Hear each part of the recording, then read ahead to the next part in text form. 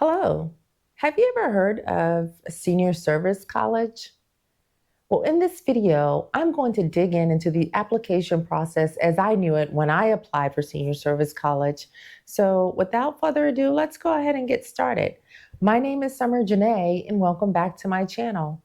Today, I'm going to talk to you about the application process for senior service college.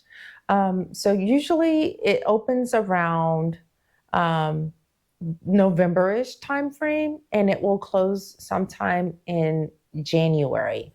So when I applied for senior service college, we had to submit a copy of our resume. We had to submit our ACRB. I'll put the acronym, I'll put the title of what that is in the on the screen. It's slipping me right now. Acquisition career record brief is what I think it is, but I don't want to give out any wrong information.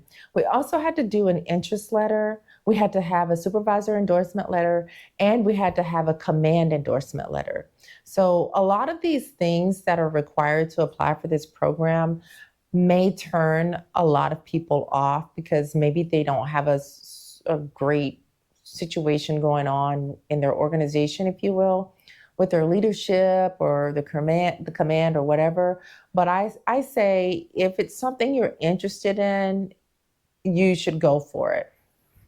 So, and then there's like a checklist that usually comes out to tell you what you need to apply for the program, when the dates are, and if your command wants to lay on additional things in the process, they can. For me, my particular command had an interview session. So you had to go and physically interview with our senior leader in order to obtain an endorsement.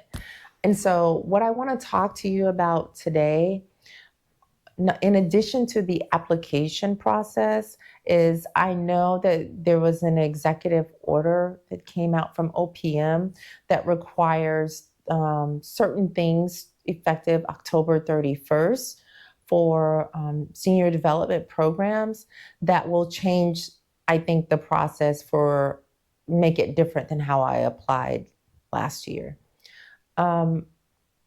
It's still really up in the air, but for those particular programs, I will drop the link for the memo and what the requirements are for those programs in the description box for this video, just so you'll have everything in one place and you're able to pivot if you need to.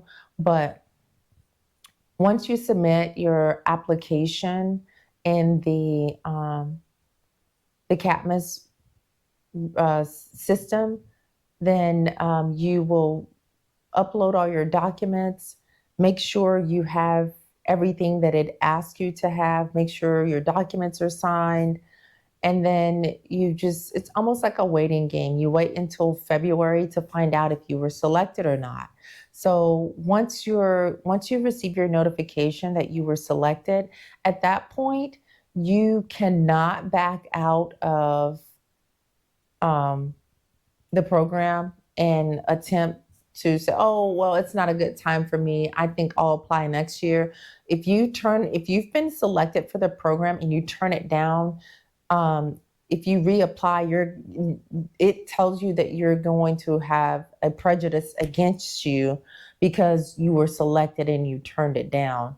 So when I found out that I was selected for the program, I was 2 weeks out from my knee replacement, and I was like, oh my gosh, like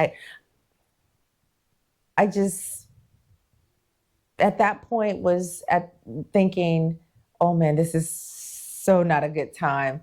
When I applied though, I knew I was gonna have surgery, but I don't know, I guess the feedback that I was getting from other people is you typically don't get in on like your first attempt.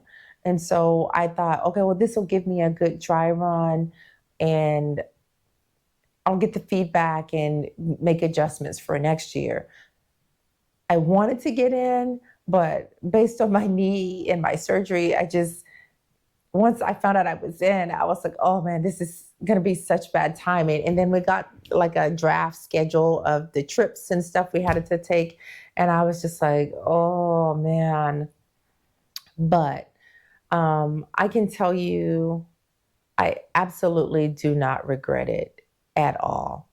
Um, for me, this has been a life-changing course.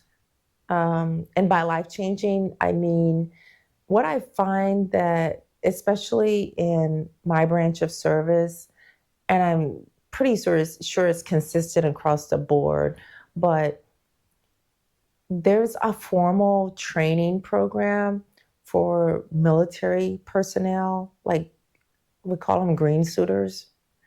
But for civilians, there's not like a clearly identified training program for civilians to like walk you through. These are the things you need to do as you progress in your career. We kind of like stumble into them, we back into them, we trip into them, but it's not like clearly identified.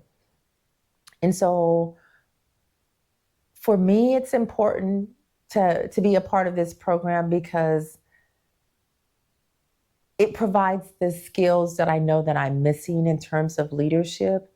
And I say that because oftentimes when it's time to compete for senior civilian positions, the person who ends up getting the job is prior military, where they have all the training.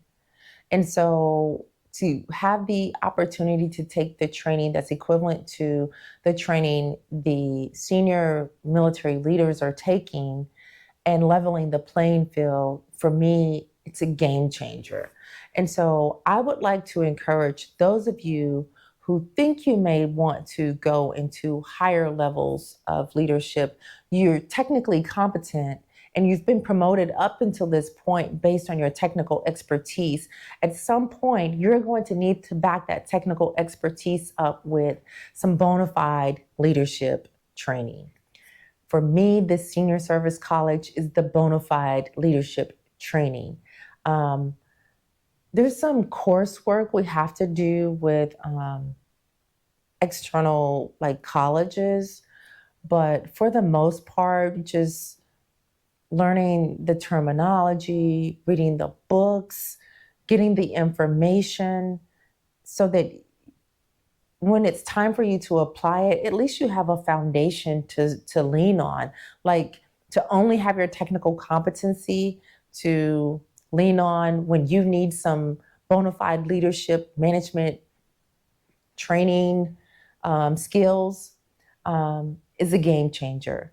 So as I progress through this program, and like right now, again, as I told you earlier in the video, we're on furlough, so I can make this video. I don't know how often I will be able to make videos, but as I can to help you progress through the program with me, I will, because I can see right now this is life-changing.